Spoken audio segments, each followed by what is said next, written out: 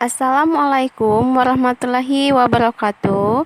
Selamat datang di kelas sejarah peminatan kelas 12. Dalam pembahasan kali ini, kita akan membahas tentang globalisasi. Yang pertama, SK, standar kompetisi. Untuk memahami dampak globalisasi dalam kehidupan bermasyarakat, berbangsa, dan bernegara.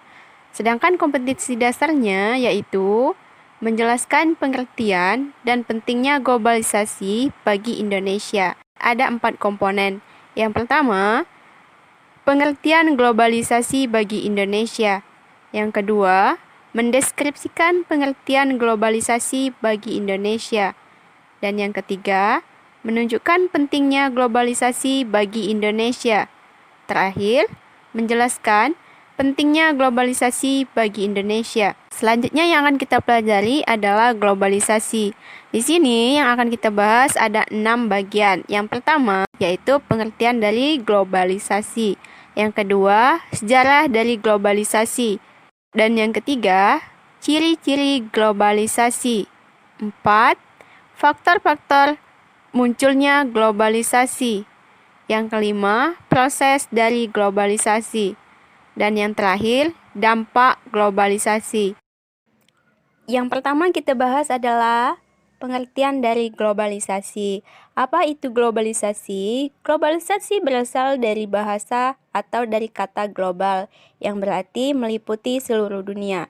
Jadi, globalisasi berarti proses masuknya ke ruang lingkup dunia. Secara umum, globalisasi merupakan hubungan antar masyarakat yang saling bergantung dalam hal budaya, ekonomi, dan interaksi tanpa mengenal batas negara atau geografis. Pakar atau ahli mengambil pengertian menurut pendapat mereka masing-masing. Di antaranya, Selo itu mengatakan globalisasi adalah suatu proses terbentuknya sistem organisasi dan komunikasi antar masyarakat di seluruh dunia. Menurut pendapat yang kedua itu ada percepatan dan intensifikasi interaksi dan integrasi antar orang-orang, perusahaan, dan pemerintah dari negara yang berbeda.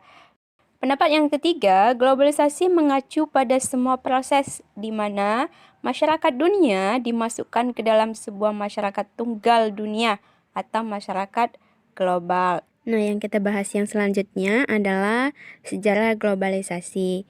Banyak sejarawan yang menyebutkan kalau globalisasi ini sebenarnya adalah fenomena di abad ke-20. Ini dihubungkan dengan bangkitnya ekonomi internasional. Padahal sebenarnya interaksi atau hubungan antar bangsa ini sudah ada jauh berabad-abad yang lalu sebelum abad ke-20. Contohnya saja misalnya, ketika kita mulai mengenal sistem perdagangan itu di sekitar abad ke-15 ya. Nah, saat itu kan para pedagang dari Cina, Tiongkok, India itu kan mulai menelusuri daerah-daerah atau negara lain dengan melalui jalur perdagangan darat dan perdagangan laut atau disebut sebagai jalur sutra. Kalau perdagangan laut itu kan jalur rempah. Nah, yang kedua, perdagangan kaum muslim di Asia dan Afrika itu sudah ada. Nah, mereka membentuk jaringan perdagangan yang mana negara-negara tersebut itu meliputi misalnya Tiongkok, Vietnam, Indonesia sendiri, di Selat Malaka, India, Persia, pantai timur Afrika, dan masih banyak daerah-daerah lain. Selanjutnya yang kita bahas adalah ciri-ciri globalisasi. Ciri-ciri globalisasi yang pertama adalah adanya perubahan dalam konsep ruang dan waktu. Contohnya perkembangan barang-barang seperti telepon genggam. Dan yang kedua melalui televisi satelit, adanya televisi satelit dan internet. Kalau berdasarkan pergerakan massa, itu adanya turisme, kunjungan wisatawan asing ke negara lain dengan menawarkan atau memperkenalkan budaya mereka. Kemudian mereka mempelajari budaya warga lokal dan sebaliknya. Dan yang kedua, pasar dan produksi ekonomi di negara-negara yang berbeda itu menjadi saling bergantung dengan negara tetangganya sebagai akibat dari pertumbuhan perdagangan internasional. Dan selanjutnya terjadinya peningkatan pengaruh perusahaan multinasional dan dominasi organisasi semacam World Trade Organization.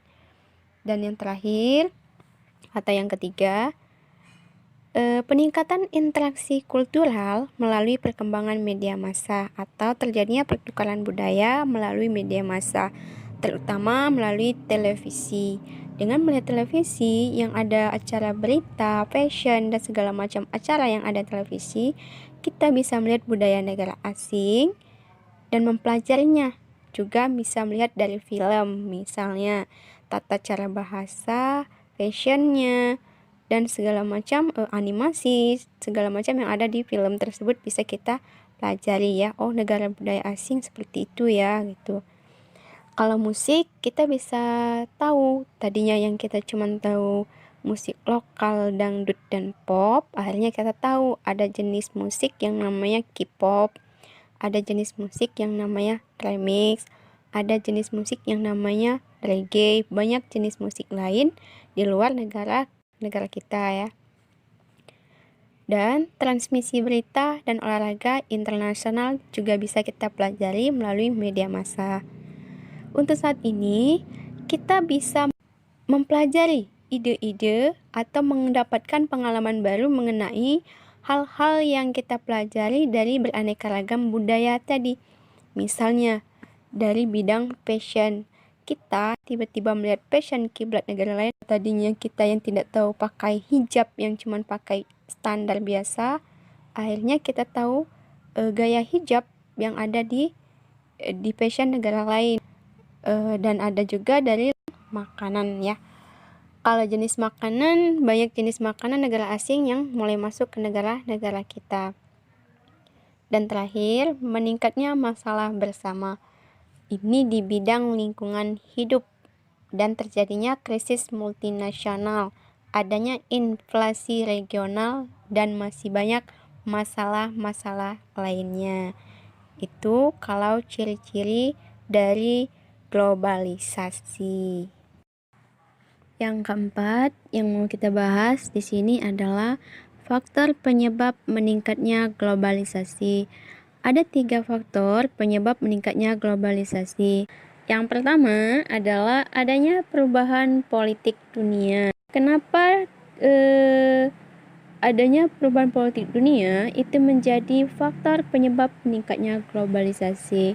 Ada menurut para ahli, menurut Anthony, pengaruh politik yang mempengaruhi meningkatnya globalisasi yaitu yang pertama, bubarnya Uni Soviet tahun 1991, munculnya mekanisme pemerintahan internasional dan regional. Yang ketiga, munculnya organisasi antar pemerintah, intergovernmental, dan organisasi non-pemerintahan internasional. Nah, itu karena adanya perubahan politik dunia ini menyebabkan faktor pendukung terjadinya globalisasi. Yang ketiga, berkembang pesatnya perusahaan-perusahaan internasional atau transnasional, yaitu perusahaan yang memproduksi barang atau jasa di lebih dari satu negara ya. Ada juga faktor pendukung dari globalisasi, contohnya berkembang pesatnya teknologi komunikasi. Ada tadi anak usia dini sudah dikasih Android, yang mereka browsing itu adalah game, dan terkadang orang tuanya tidak tahu. Yang kedua, adanya integrasi ekonomi dunia. Itu adalah faktor-faktor yang mendukung terjadinya peningkatan dari globalisasi. Pembahasan selanjutnya adalah tentang proses globalisasi. Proses globalisasi terjadi karena adanya globalisasi informasi, yaitu sebuah istilah yang memiliki hubungan dengan peningkatan keterkaitan dan ketergantungan antar bangsa dan antar manusia di seluruh dunia melalui informasi. Dengan adanya teknologi internet dan jaringan telekomunikasi, manusia semakin mudah untuk berhubungan satu sama lain. Nah, hal ini didukung karena adanya globalisasi telekomunikasi atau perkembangan yang pesat terhadap arus informasi dengan penggunaan alat elektronik sebagai media komunikasi yang merupakan dampak dari kemajuan di bidang ilmu pengetahuan dan teknologi. Nah, sehingga ini menjadi suatu atau terjadinya peledakan informasi karena banyaknya media telekomunikasi tadi. Ada contohnya misalnya istilah dari booming. Apa itu booming? Suatu kondisi di mana terjadinya sensasional atau tren kepopuleran terhadap suatu informasi yang menyebar dengan cepat dalam jangka waktu yang sangat cepat dan biasanya untuk jangka waktu yang lama menjadi daya tarik tersendiri dan memikat banyak orang. Nah, hal ini menjadikan manusia atau masyarakat menjadi masyarakat informasi. Nah, biasanya ini merujuk pada berbagai perubahan sosial dan ekonomi mereka. Hal ini berperan dalam kehidupan sehari-hari, mulai dari tempat kerja, perjalanan, sarana hiburan. Masyarakat membutuhkan media untuk informasi. Contohnya yang banyak digunakan itu adalah Facebook, Instagram, dan banyak jenis media informasi yang lain ya. Nah, dari berbagai macam informasi yang masuk, terjadinya kecemasan tersendiri atau disebut kecemasan informasi. Kenapa? Karena informasi yang beredar itu tidak semuanya bisa dikonsumsi langsung. Menelaah dulu sebelum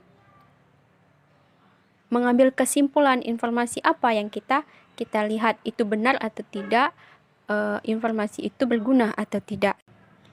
Nah, itu adalah proses dari globalisasi. Dan yang terakhir yang kita bahas adalah dampak globalisasi. Di bidang ekonomi, dampak positifnya adalah meningkatnya produksi global. Yang kedua, meningkatkan kemakmuran masyarakat dalam suatu negara. Yang ketiga, meluaskan pasar untuk produksi dalam negeri atau produk dalam negeri. Yang keempat, dapat meningkatkan lebih banyak modal dan teknologi yang lebih baik. Yang kelima, menyediakan dana tambahan untuk pembangunan ekonomi. Sedangkan dampak negatifnya adalah 1. Menghambat pertumbuhan sektor industri. Yang kedua, memperburuk neraca pembayaran. 3. Sektor keuangan semakin tidak stabil. Yang keempat, mempengaruhi prospek pertumbuhan ekonomi jangka panjang.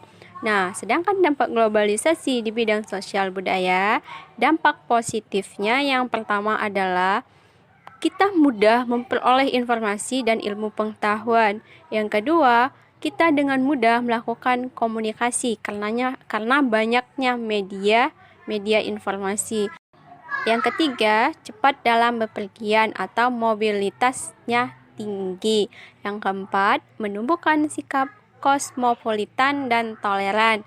5. Memacu untuk meningkatkan kualitas diri. Yang keenam, mudah memenuhi kebutuhan. Dampak negatifnya yang pertama, informasi yang masuk itu tidak disaring lagi. Yang kedua, perilaku konsumtif manusia menjadi konsumtif terhadap informasi di media massa. Yang ketiga, membuat sikap menutup diri dan berpikiran sempit. Yang keempat, pemborosan pengeluaran dan meniru perilaku yang buruk. Contohnya, cowok pakai anting, rambut dicat warna-warni, pakai tato, fashion yang tidak sesuai dengan usia, dan banyak lagi ya. Yang kelima, mudah terpengaruh oleh hal-hal yang berbau barat. Sedangkan dampak globalisasi sosial, itu dampak positifnya 1. Munculnya nilai dan norma baru yang sesuai dengan tuntutan perkembangan zaman. Yang kedua, adanya struktur dan hubungan sosial baru yang lebih manusiawi. Yang ketiga, berkembangnya lembaga sosial baru. 4. Kemajuan di berbagai bidang kehidupan, baik sosial, ekonomi, politik, maupun budaya. Dan yang kelima, kemajuan teknologi di bidang kehidupan atau di berbagai bidang kehidupan. Dan yang terakhir, kemudahan dalam menjalin komunikasi dengan masyarakat lain. Sedangkan dampak negatifnya adalah yang pertama, adanya disorientasi nilai dan norma yang berlaku. Yang kedua, munculnya konflik sosial baik vertikal maupun horizontal. Yang ketiga, tidak berfungsinya lembaga sosial secara optimal. Yang keempat, munculnya krisis multidimensi dalam masyarakat. 5. Terjadinya kerusakan lingkungan akibat perubahan pola hidup. Dan yang terakhir, menimbulkan degradasi kualitatif tatanan sosial. Dampak globalisasi di bidang politik itu masuk dan tersebarnya nilai-nilai demokrasi dan kesadaran politik. Itu yang positif ya. Yang kedua, semakin lunturnya nilai-nilai politik yang berdasarkan semangat kekeluargaan, musyawarah mufakat, dan gotong royong. Itu pengaruh negatif. Yang ketiga, semakin menguatnya nilai-nilai politik berdasarkan semangat individual, kelompok, oposisi, dan mayoritas. Itu dampak positifnya. Dan yang keempat, transparansi atau keterbukaan, akuntabilitas dan atau tanggung jawab, dan profesionalisme dalam penyelenggaraan pemerintahan. Itu dampak positifnya. Dan di bidang sosial budaya, yang pertama, masuknya nilai-nilai asing secara mudah, antara lain melalui internet, televisi, radio, dan berbagai media cetak. Yang kedua, semakin memudarnya apresiasi masyarakat terhadap budaya lokal, sementara gaya hidup individualisme, hedonisme, pengutamaan kenikmatan sesaat, dan konsumerisme semakin berkembang. Yang ketiga, semakin lunturnya semangat gotong royong, solidaritas, kepedulian sosial, kesetiakawanan sosial, dan kebersamaan. Dan yang keempat, semakin memudarnya nilai-nilai keagamaan dalam kehidupan bermasyarakat. Dan yang terakhir, masyarakat lebih mengutamakan hal-hal yang bersifat rasional. Nah, di bidang hukum, pertahanan dan keamanan, yang pertama, semakin menguatnya desakan terhadap supremasi hukum. Yang kedua, demokrasi dan penegakan hak asasi manusia.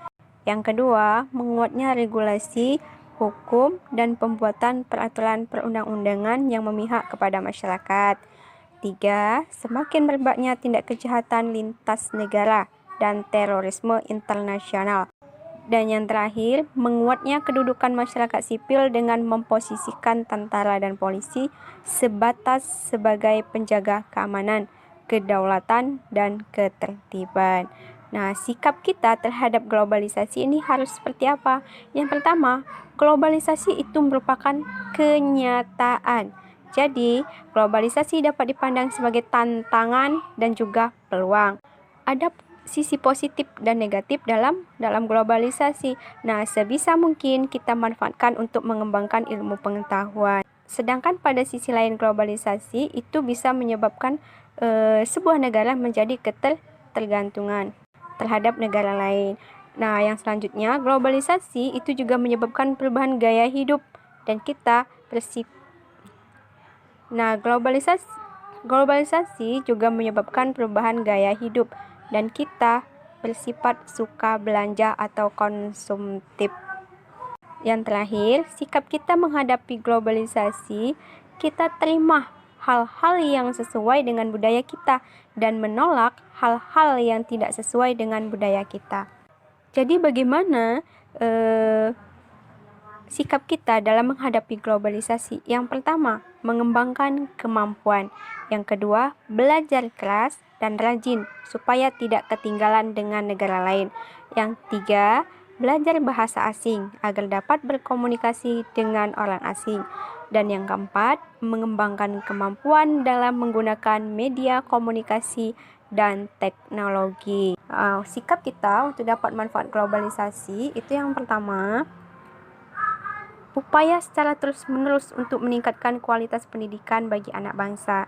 Yang kedua, sedapat mungkin berbagi regulasi yang dibuat hendaknya tidak mengorbankan kepentingan nasional bangsa secara keseluruhan. Yang ketiga, segenap lapisan masyarakat hendaknya berpartisipasi untuk menghindari dampak globalisasi yang negatif, termasuk mengendalikan berbagai tindakan yang cenderung anarkis. Yang keempat, segenap lapisan masyarakat hendaknya berpartisipasi dalam memperkokoh ketahanan nilai-nilai lokal melalui keteladanan yang baik, termasuk meningkatkan nilai-nilai religius sesuai dengan keyakinan agamanya masing-masing. Dan terakhir, memantapkan identitas nasional, integrasi nasional, dan wawasan kebangsaan melalui sikap saling menghargai, solidaritas, keterbukaan, dan toleransi. Nah, sekian pembahasan tentang globalisasi kali ini. Sampai jumpa. Assalamualaikum warahmatullahi wabarakatuh.